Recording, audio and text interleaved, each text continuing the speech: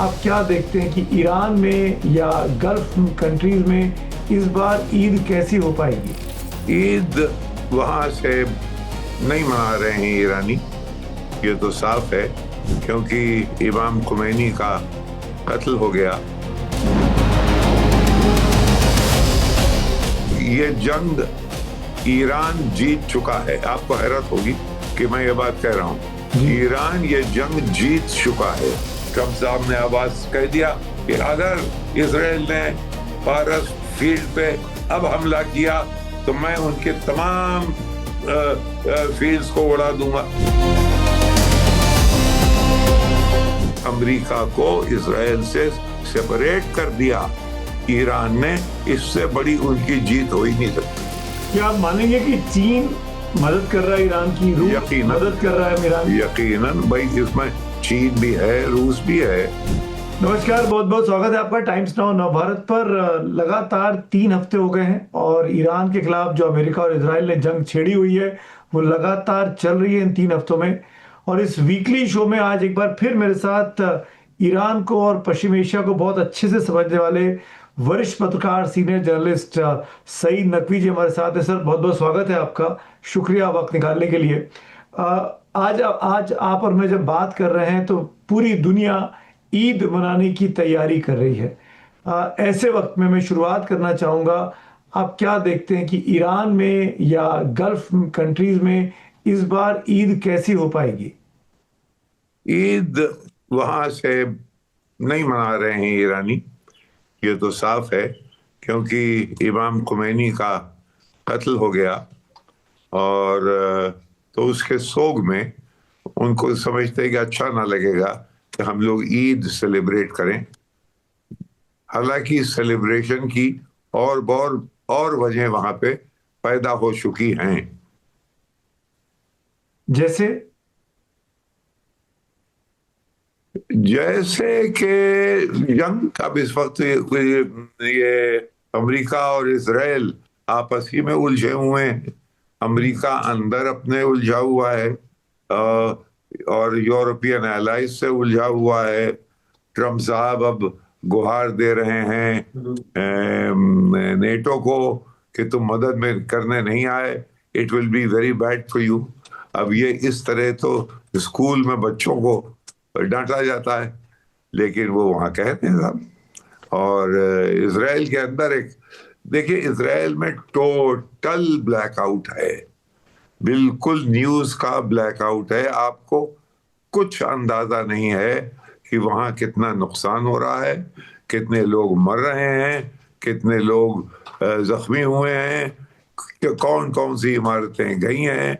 और नेतन्याहू साहब जेरूसलम में हैं कि तल अवीव में हैं कि बीच के किसी गांव में हैं, कुछ किसी को नहीं मालूम। पर सईद साहब, कम से कम नेतन्याहू साहब दिखाई तो दे रहे हैं, वो रोज प्रेस कॉन्फ्रेंस कर रहे हैं, कल भी उन्होंने की। मुस्तफा साहब जो कि नए स्पिरिचुअल लीडर बने हैं ईरान के, उनके बारे में तो खबर ही नहीं है, कोई विजुअल नहीं, कोई तस्वीर नहीं, कोई अता पता नहीं। कहाँ है वो? क्या डरे हुए हैं क्या? क्यों सामने नहीं आ रहे? नहीं, मेरे ख्याल में यही होगा कि ये क्यों, देखिए इजरायलियों के पास वो टेक्नोलॉजी है जो, अगर आपको याद हो, हम लोगों ने भी ली थी वो पेगासस वाला, जब यहाँ पे एक कंट्रोवर्सी खड़ी हुई थी। उनके पास वो टेक्नोलॉजीज हैं। आपने ये देखा होगा कि आप ही के कॉलीग्स में आपस में टेलीफोन, अपना मोबाइल फोन दूर रख देते हैं या दूसरे कमरे में रख के आते हैं, क्योंकि आजकल वो टेक्नोलॉजी आ गई है कि हम बात आपस में कर रहे हों और वो मोबाइल फोन जो है वो रिकॉर्ड कर लेता है। इस तरह की टेक्नोलॉजी मेरे ख्याल में, उसमें तो महारत है। उसको इसराइल को उसे परफेक्ट करते करते डेकेड्स गुजरे हैं, वो इनके पास नहीं है, ईरान के पास। तो लिहाजा जाहिर है इनके इतने लोग जा चुके हैं, तो उनको जरा क्या बल्कि काफी, मुझे हैरत है कि लारीजानी को नहीं बचा पाए लोग। यानी ये तो सिक्योरिटी लैब्स है टोटल, लेकिन अब वो लैब्स नहीं है, ये इनकी एक्सपर्टीज है। ये जहां जिसको चाहें, इस पूरा मैप कर रखा है उन्होंने। तो एक इंसान जंग नहीं जीत सकते, एक आदमी को मार सकते हैं, वो हम्म। टेक्नोलॉजी है। नहीं पर सर सवाल तो अब वही आता है ना कि क्या ईरान की टॉप लीडरशिप डर रही है सामने आने पे? क्यों नहीं उनका कोई वीडियो मैसेज आता? और दूसरी बात सर, क्या ये बात ठीक है कि वो अपना इलाज मॉस्को में करा रहे हैं, वो निकल गए हैं तेहरान से, मुस्तफा साहब? ये मुझे मालूम नहीं, ये सब खबरें खबरें हैं, मुझे नहीं मालूम इसके बारे में कुछ। लेकिन हाँ, ये मेरी बात समझ में आती है कि वो उनको महफूज रखा जा रहा है कहीं, क्योंकि जिस तरीके से एक के बाद एक इसराइल सबको उड़ा देता है, वो नहीं चाहते कि अभी अभी इमाम खामेनी का बेटा, वो अभी उसने संभाला है वो रुतबा, और फौरन उसके बाद अगर उसका कत्ल कर दिया जाए, असैसिनेशन हो जाए, तो जाहिर है डिमोरलाइजेशन आएगा ना। जी। तो वो नहीं चाहते, नफी इस साहब, बात को इस बात को बचाए हुए हैं बस। लारी जानी का मारा जाना बहुत बड़ा सेटबैक था खamenei साहब के बाद, अभी 2 दिन पहले जो हुआ। लारी जानी का सेटबैक सबके लिए है, दुनिया के लिए, क्योंकि वो लिबरल, बहुत ही आलिम, बहुत ही बड़ा इंटेलेक्चुअल लोकल था, और उसके मुकाबले के इंटेलेक्चुअल वहां पे नहीं थे। इसीलिए अब उसको उड़ा देने से नुकसान ईरानी ही का नहीं हुआ, बल्कि दुनिया का इसलिए हो गया कि एक समझदार, सूझबूझ का आदमी, जो कि मॉडरेट था, सेंटरिस्ट था, वो हर तरफ के लोग उसकी इज्जत करते थे, वो नहीं है। तो ये एक जाहिर नुकसान तो हुआ ही। तो मेरा सवाल सर दरअसल यही था कि लारिजानी के जाने के बाद आपको लगता है कि ईरान में अब कोई ऐसा नेता बचा है? क्योंकि टॉप 40 के आसपास कह रहे हैं कि लीडरशिप का को उन्होंने एलिमिनेट कर दिया, उनकी भाषा में अगर बोले तो अब बातचीत कौन करेगा अगर कभी बातचीत वहां ना हो पे सके? डिसेंट्रलाइज उन्होंने इतना कर दिया है कि हर डिस्ट्रिक्ट और हर स्टेट का एक लीडर है, और उसकी साथ उसकी फौजें हैं, और वो तमाम, और पूरा मुल्क बहुत बड़ा मुल्क है, जितना बड़ा यूरोप है उतना बड़ा ईरान है। तो वो लोग फैले हुए हैं चारों तरफ, और ये इस बात का इन्हें कोई एक अचंभा नहीं हुआ है कि उन्होंने वेले कर दिया और ये लोग मरना शुरू हो गए। वो जानते थे, इमाम खामेनी ने तो यानी बिल्कुल तस्लीम की इस बात को कि हम अपनी बजाय इसके कि हम किसी गार में सद्दाम हुसैन की तरह छुपे हुए पाए जाएं, हम अपने वर्किंग डेस्क पे, क्योंकि वहां एक एक रिस्पेक्ट है मार्टरडम की बहुत ज्यादा, जी। और ये लोग समझ नहीं पाते वो। लेकिन अब वो मार्टरडम मार्टरडम एक की हो गई, लेकिन अब आप हर एक को उड़ाना शुरू कर दें, तो फिर वो मार्टरडम तो नहीं रहे, वो तो कत्लेआम हो गया। जी। और उससे वो लोग अपने आप को महफूज करना चाहते हैं। आपको मेरे लगता है कि ये लड़ाई 6-7 महीने खींच सकती है, जैसा कि ईरान की तरफ से स्टेटमेंट देखिए, आया? अगर आपको ईमानदारी की बात मालूम करनी है, जी। तो ये जंग ईरान जीत चुका है। आपको हैरत होगी कि मैं ये बात कह रहा हूं, जी। ईरान ये जंग जीत चुका है। अब आप पूछिए क्यों, तो मैं आपको बताऊं। जी क्यों? हाँ बिल्कुल पूछूंगा। इसलिए कि अमेरिका के अंदर ट्रम्प साहब जो हैं, उनका वो आए थे मेक अमेरिका ग्रेट अगेन के स्लोगन पे, जी। मेक अमेरिका ग्रेट अगेन, और दूसरा उनका एक ये था कि हम किसी फॉरेन वॉर्स में नहीं फंसेंगे। हम्म। ये दो उनके बिल्कुल वादे थे जब आए थे। तो ये उनका मागा बेस जो है, वो जब तक उनके साथ था तब तक वो मजबूत थे। लेकिन जब से ये ईरान की लड़ाई शुरू हुई है, उनके मागा बेस में बहुत बड़ा शिगाफ आया है। वो शिगाफ की एविडेंस क्या है, आप पूछिए। शिगाफ की एविडेंस ये है कि उनके बिल्कुल करीब साथी एक थे जिनका नाम था अ, चार्ली फैथ। वो उनका उन्होंने एक तंजीम बनाई थी जिसका नाम था कि टर्निंग पॉइंट अमेरिका, बिल्कुल वो, यानी जैसे मागा, मेक अमेरिका ग्रेट अगेन, यानी ये है टर्निंग पॉइंट अमेरिका के लिए। तो वो इनके साथियों में से थे, इनके आइडियोलॉग्स में से थे। और वो इत्तेफाक से जब अभी हाल में, मेरे ख्याल में दिसंबर, पिछले महीने दिसंबर में, पिछले साल दिसंबर 2025 में उनका कत्ल हो गया, उनको असैसिनेट कर दिया गया। अब ये ट्रंप के करीब आदमी को क्यों असैसिनेट कर दिया गया, वो वक्त बहुत इंपॉर्टेंट है, क्योंकि उस वक्त ये जंग जो है ये शुरू हो, इसका वातावरण बन गया था, बेड़े चले गए थे। वो उसने आवाज उठाई कि हम तो ये वादा करके आए थे कि हम विदेशी जंगों में नहीं फंसेंगे, हम इसराइल की जंग क्यों लड़ें। ये उसने कई जगह ये बात कही। अच्छा, ये बात उसके उसके एको चेम्बर में फैल भी गई मागा के। नतीजा ये हुआ कि जब ये उन्होंने बात कही, उसी वक्त उनका असैसिनेशन कर दिया गया। तो लोगों ने दो दो जोड़ने की बात की कि साहब ये, क्योंकि ये आदमी अपोज्ड है America and Israel together going to war with Iran, इसलिए इसमें कोई फॉरेन हैंड है। अब फॉरेन हैंड की बात हुई तो उसमें इन्वेस्टिगेशन शुरू हुए और तमाम लोग आ गए। फिर एक मीटिंग और हुई जिसमें तमाम आपस के, जैसे टकर कार्लसन, स्टीव बैनन और इनके ये जेडी वैंस, तमाम लोग थे। उनमें आपस में तू मैं शुरू होने लगी। एक और कॉन्फ्रेंस हुई फीनिक्स एरिजोना में। तो बिल्कुल खुल के आ गया कि इनका बेस जो है वो टोटली डिवाइडेड है on the issue of going to war with Iran with Israel. एक तो ये कि वॉर ही के खिलाफ थे आप, और फिर हमारे लोग किसी तीसरे मुल्क के लिए अपनी जान क्यों दें, ये सवाल बड़ा हो गया।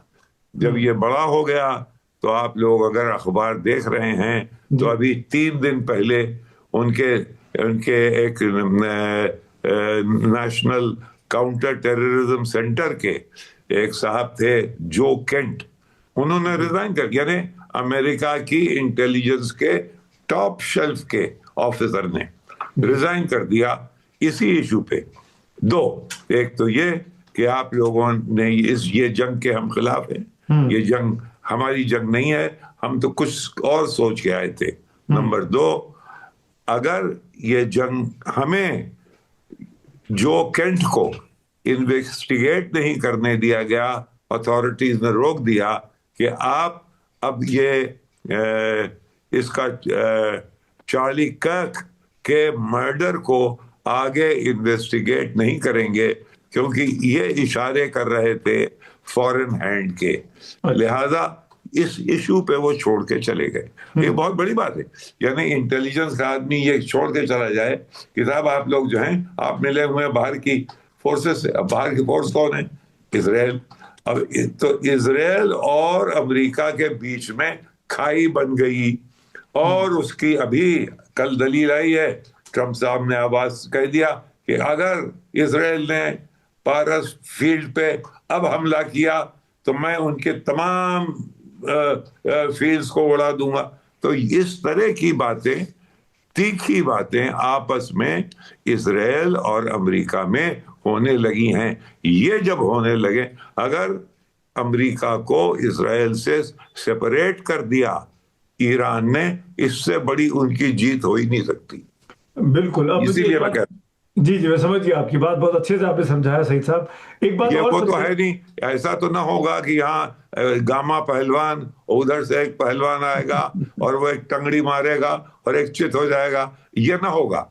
आज इसके आपने नतीजे, इसका विनर और लूजर आपको यूं ढूंढना पड़ेगा। आज आपने बहुत सालों के बाद गामा पहलवान का एग्जांपल दिया है, मुझे पुराने किस्से याद आ गए। लेकिन सईद साहब, अगर मैं आपसे पूछूं, इस लड़ाई में क्या इजराइल अमेरिका का इस्तेमाल कर रहा है या अमेरिका इजराइल का इस्तेमाल कर रहा है?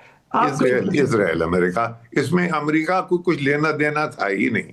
अमेरिका क्यों है? इसलिए कि अमेरिका के अंदर एक चीज है जिसका नाम है इजराइल लॉबी।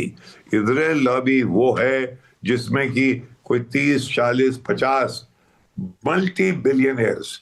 अब उसमें एक खातून है, एक लेडी है जिनका नाम है मिरियम ऑलस्टेन। अब ये 60 बिलियनियर्स हैं। 500 मिलियन उन्होंने पिछले ट्रम्प के इलेक्शन में दिए थे। तो ये डोनर्स हैं, इनके बगैर उनके कांग्रेसमैन नहीं जीत सकते, इनके बगैर वो सब इलेक्शन हार जाए। लेकिन अगर प्रेशर जमीन से इतना बढ़ गया कि साहब आप इजराइल से ब्रेक कीजिए, इजराइल की बात, हर वो बात जो कि अमेरिका में इजराइल लॉबी चाहती है, वो अगर आप करेंगे तो फिर आपका बेस टूट जाएगा। ये है अब सिचुएशन वहां पे है। Trump has to take a call कि हम अपनी बेस को महफूज रखें या हम उन लोगों की सुनते रहें जो कि इजराइल की लॉबी है यहाँ। ये अब एक चीज और बताइए, बड़ा अच्छे से आप समझा रहे हैं, नेटो देश क्यों नहीं अमेरिका के साथ आ रहे हैं? नेटो को तो ऑयल चाहिए स्टेट ऑफ हॉर्मुज से, वो तेल के लिए अपना बेड़ा नहीं भेज रहे हैं, अमेरिका की मुखालफत कर रहे हैं साफ साफ कि हम नहीं मानते हैं। ट्रम्प कौन? साहब चिढ़ गए। नेटो नेटो कंट्रीज, अरे अब नेटो, तो ट्रम्प साहब नेटो वहां तो चिढ़े बैठे हैं। नेटो एक जमाने में अमेरिका था। अमेरिका ने अपने आप को उससे अलग कर लिया। उसने कहा नेटो तुम लोग खुद अपने पैसे इसमें डालो, ये अमेरिका के पैसे पे चल रहा है। लेकिन एक वो रिश्ता कुछ ऐसा रहा कि वो निकाह भी नहीं टूटा, रिश्ता पूरा टूटा भी नहीं, यानी डिवोर्स भी नहीं हुआ, लेकिन अभी एक साथ हैं। तो अगर उसने कहा कि अब फंस गया यहाँ पे, उसने कहा भाई नेटो वालों आओ मदद करो, यहाँ से हमारे बेड़े नहीं निकल रहे हैं। उन्होंने इनको ठेंगा दिखा दिया कि भाई हम क्यों करें। अब उन्होंने कहा कि अच्छा ऐसा है। अब ये जो लैंग्वेज है, ये कोई विनिंग टीम की लैंग्वेज दिखाई दे रही है आपको? आप मेरे सवाल का जवाब ये दीजिए, क्या जी आपको ये कोई विक्ट्री जिसके हाथ में आ गई हो, ये वो टीम दिख रही है? हैं जो नहीं, सामने जो फैक्ट्स हैं उसके बेसिस पे। लिहाजा ये लोग फंस गए हैं और जो शिगाफ पैदा हो रहा है इसराइल, ये तो इसराइल की बका के बारे में है। यानी इसराइल इसराइल एक साहब थे जिनका नाम था कैस्पर वाइनबर्गर, वो थे डिफेंस सेक्रेटरी रेगन के जमाने में। वो इसराइल को कहते थे कि ये हमारा अनसिंकेबल एयरक्राफ्ट कैरियर है।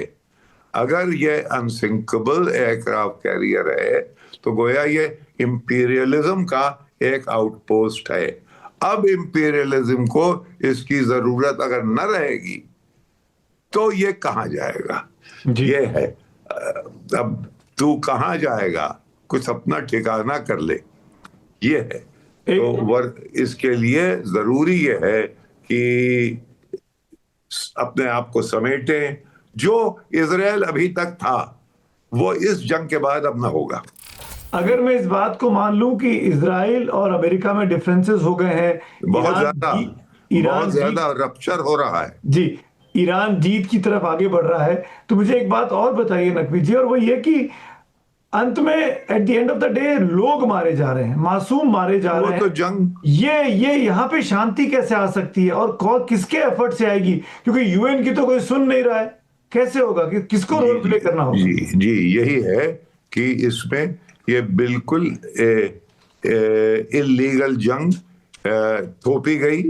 ये इसको शुरू किया इसराइल ने। इसराइल के अपने पुराने बहुत से उनको एक डर भी है ये कि भाई declining west, declining west, declining west, अगर ये डिक्लाइन होता चला जाएगा तो हमारा क्या होगा? क्योंकि वेस्ट के बगैर, और वेस्ट के मानी उनकी नजर में अमेरिका है, अगर अमेरिका मेरे पीछे नहीं खड़ा होगा तो मैं नहीं रहूंगा। ये तो उसके लिए वाकई में ये जो रिश्ता है अमेरिका और इजराइल का, ये एग्जिस्टेंशियल है। अगर अमेरिका इस स्थिति में ना रहे कि वो इनकी मदद कर सके तो फिर इजराइल की हालत बहुत बुरी है। और वो फिर इसीलिए मैंने आपसे कहा, आगे बढ़ के कोई कहता नहीं। मेरे कई साल की मेरी रेपुटेशन है एज अ जर्नलिस्ट। मैं ये कह रहा हूं कि ईरान ये जंग इस वजह से जीत गया। तो सर वो शांति कैसे आएगी? वो लड़ाई मार धाड़ मिसाइल ये कैसे? शांति ऐसे आएगी कि कोई ना कोई फिर चिराग में तेल न रहेगा तो दिया बुझ जाएगा। वो ये है कि बहुत सी मतलब कई रीजंस हैं। एक तो ये है कि हर एक कह रहा है, आप जितने भी डिफेंस एनालिस्ट को सुनिए दुनिया के, वो ये कह रहे हैं कि इनके पास इंटरसेप्शन के मिसाइल्स नहीं रह गए हैं। किसके पास? इसराइल के पास और अमेरिका के पास।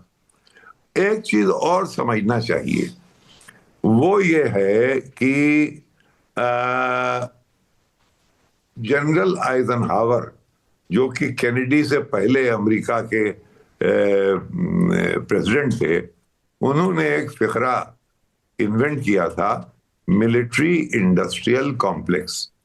सो ये मिलिट्री इंडस्ट्रियल कॉम्प्लेक्स ने वो हथियार बनाए जिसमें कि अमेरिका का योगदान सेकेंड वर्ल्ड वॉर में बहुत ही डिसाइसिव रहा।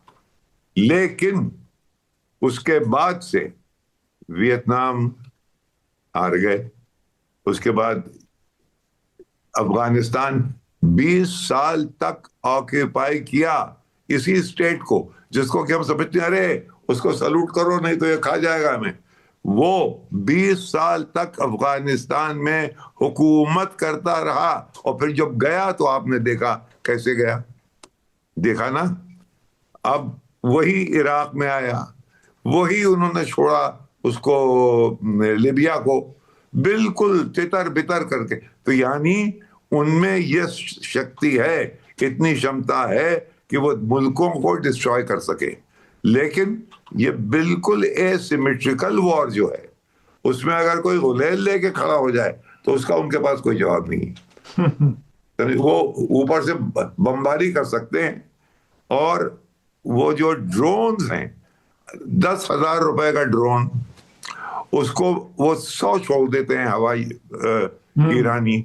अब उनको ट्रेल करने के लिए पहले तो ये पता चाहिए कि इनमें से डमी कौन है और असली कौन है। उसके लिए फिर इनके जाते हैं इंटरसेप्शन। वो इंटरसेप्टर्स जो हैं वो ढूंढते हैं।